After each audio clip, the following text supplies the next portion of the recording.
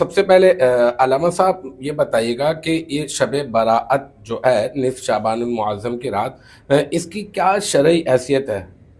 بسم اللہ والحمد للہ والصلاۃ والسلام علی رسول اللہ۔ جہاں تک آپ کا سوال ہے کہ اس کی شرعی حیثیت کیا ہے شعبان المعظم کی، تو سب سے پہلے اس قاعدے کو ہم یاد رکھیں کہ سارے دن اللہ تبارک و تعالیٰ کا بنائے کرتے ہیں، لیکن اس کے باوجود بھی ہم قرآن مجید کی اسٹڈی کریں تو پتہ لگتا ہے کہ 4 حرمت والے مہینے ہیں اور اس کی عظمت و برکت حدیث طیبہ میں ہمیں ملا کرتی ہے۔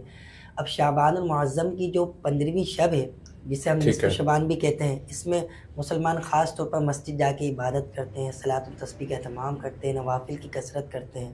تو یہ قرآن مجید سے بالکل ثابت ہے اور حدیث طیبہ سے بھی ثابت ہے۔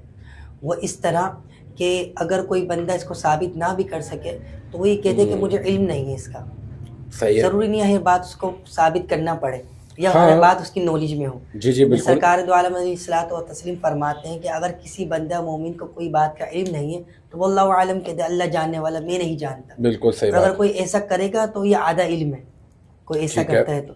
اب حضور صلی اللہ تعالی وسلم کا عمل کیا ہوا کرتا تھا یہ ہمیں دیکھنا ہے۔ حضرت عائشہ صدیقہ رضی اللہ تعالیٰ عنہ فرماتی ہے کہ ہم نے دیکھا نبی پاک صلی اللہ تعالیٰ علیہ وسلم اس مبارک مہینے میں کثرت سے روزے رکھا کرتے تھے۔ سبحان اللہ۔ اور میں نے استفسار کیا کہ یا رسول کریم، آپ سب سے زیادہ ماہ مبارک کے بعد یعنی ماہ رمضان کے بعد اس مبارک مہینے میں روزوں کا اہتمام کرتے ہیں، وجہ کیا ہے؟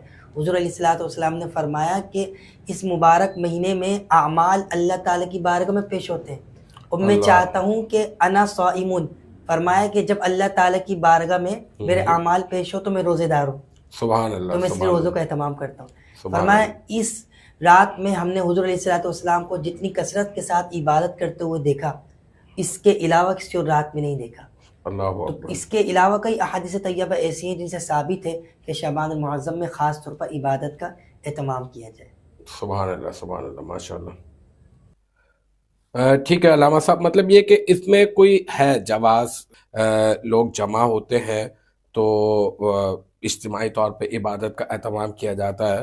اور پھر دوسری بات یہ کہ یہاں پر ایک بات میرے ذہن میں یہ بھی آتی ہے، میں آپ سے شیئر کرنا چاہوں گا، اپنے ناظرین سے بھی شیئر کرنا چاہوں گا کہ دیکھیں بھائی، ایک شخص ہے ایسا، یہ بات ہے کہ اسے فرائض کی پابندی کرنی چاہیے۔ جی بالکل، ہر شخص کو کرنی چاہیے، ٹھیک ہے، چونکہ وہ مکلف ہے شریعت کا۔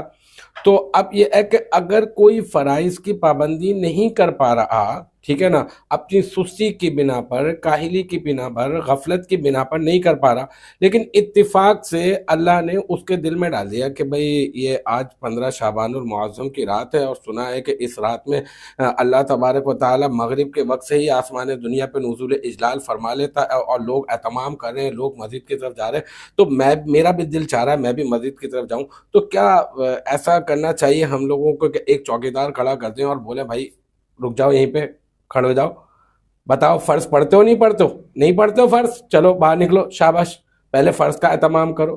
ارے بھائی، کوئی آ رہا ہے مسجد میں، اللہ تعالیٰ اسے سجدہ ریزی کی توفیق عطا فرما رہا ہے، ہو سکتا ہے کہ وہاں کی دعا سن کر، وہاں کی آہیں سن کر، وہاں کے گڑ گڑانا لوگوں کا دیکھ کر، وہاں پہ لوگوں کے جو ہے وہ آہ و بکا کا منظر دیکھ کر ہو سکتا ہے اس کے دل کی کیفیت بدل جائے، تو ایسا تو ممکن ہے۔ تو خیر بہرحال یہ ہے کہ عبادت کا کوئی معین وقت تو نہیں ہے، لیکن یہ کہ ہم یہ کہہ سکتے ہیں کہ اگر نہیں دل چاہتا آپ کا تو مطلب آپ کسی اور وقت میں عبادت کا اہتمام کر لیں، لیکن بہرحال اس کی شرعی حیثیت ہے جیسے کہ ابھی آپ نے بتایا۔ ایسا ہی ہے مسجدوں سے رکنا، عبادت سے رکنا۔ ہم اللہ اور اس کے رسول کو احکامات پر غور و فکر کریں تو اللہ تعالیٰ کے جو نیک بندے ہوتے تھے لوگوں کو قریب کرتے تھے۔ حضرت عبداللہ بن عمر کے بارے میں آتا ہے، جب لوگوں نے ڈھونڈا کرتے تھے تو پوچھتے تھے حضرت کہاں ملیں گی؟ کہا کہ حضرت 2 مقام پر ملیں گی۔ کہا 2 مقام کون سے؟